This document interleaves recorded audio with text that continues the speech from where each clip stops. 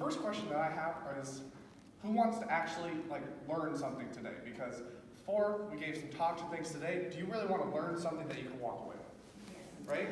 Okay, better question. And if you've been in one of my talks, you've heard this. Are you willing to do what we say is going to help you walk away knowing how to deal with a difficult person? Are you willing to do that today? You good? Okay, how often are you called into a meeting and they're just like, hey, you need to come in 10 minutes, you need to come in an hour, tomorrow at this time, be here. Nothing else, that's it.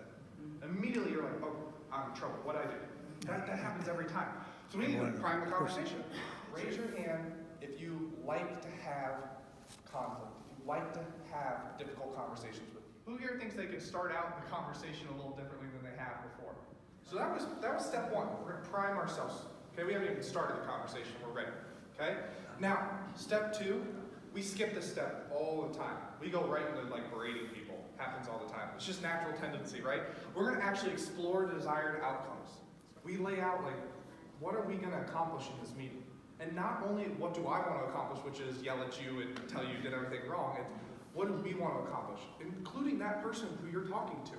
Because you need to be on the same page of where do you want to get in this conversation. Because that 9 times out of 10, we miscommunicate. It doesn't mean we totally miscommunicate the message, but we have enough miscommunication that you didn't understand what I really meant. 99% of sharing perspectives and discovering what's important to someone is being a really good listener. What you will find is people know what they did wrong. People know what they should do right. They are smart, they are creative, they can come up with their own solutions. What you do as managers, you help them get there by doing this. Earlier I said we're going to shift difficult conversations to opportunities for growth. If you looked at every difficult person and said that they have a lot of room to grow, right? They haven't developed, they don't have all the tools they need to be the most productive person that they can be in our job and in their life. If we looked at every person that way, we'd have a lot different outlook on them. We wouldn't look at them like they were a resistor. We'd look at them as they don't have the tools to know how not to be a resistor, how to shift themselves. And that's what we work on in sharing perspectives. What that did was it shifted from what did you do wrong now to what can you do in the future. You're going to talk about the exact same thing. This is what people miss. Okay?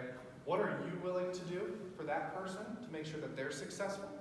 What are they willing to do and bring back to this relationship to make it successful? It's really interesting that we find that a lot of research today says that hard-nosed, yelling attitude doesn't really get a lot of results anymore. It doesn't really produce people that want to feel valued and want to contribute. You're going to mess up. You're going to have trouble at times. You're going to do things wrong. Okay? Don't give up and keep practicing, because when you prime, set the context, then you actually look at the desired outcomes. So you set that conversation up for success. Then you are good at sharing perspectives and discovering what's important by actually listening and helping them discover their answers.